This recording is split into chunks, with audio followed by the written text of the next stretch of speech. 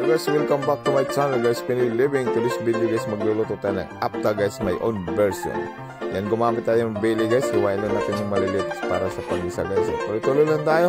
So, nalagyan natin ng salt and pepper yan guys. May glove sa tat pala sa aking bayo guys, nagpadala guys, Ricky Maranat. At ang nagdala guys, Mrs.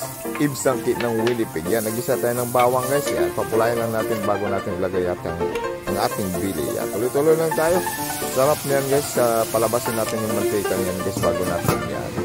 Yan, takpan natin yan guys, lumabas na yung mantika guys, tuloy-tuloy lang tayo. Yan, tanggalin natin yan guys.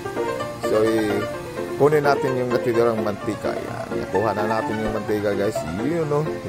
So, nagisa din ako ng bawang guys dun sa pinagprituhan natin ng Bailey. Yan, nilagay ko rin ng sibuyas na puti. Yan, optional yan guys, pwede rin pula dyan. Yan, tuloy-tuloy lang tayo. So, nalagyan ko ng sili guys, parang may tip, parang ikaw lang. Yan, tuloy-tuloy tayo, papulayan natin bago natin ilagay ating Bailey ulit. Yan, nilagay ko na rin guys. Yan, gisa lang, gisa-gisa lang yan mga kapatid. Yan, lagay tayo ng 1 spoon of soy sauce. Yan, para pumula ang ating Bailey ginisa guys. So, nilagay ko na yung apta guys.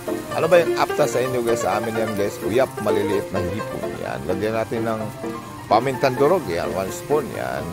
Haluin lang natin at patuyuin guys. So, naglagay din ako ng 1 scoop of calamansi juice. Yan. Thank you for watching guys. Like, share, and subscribe.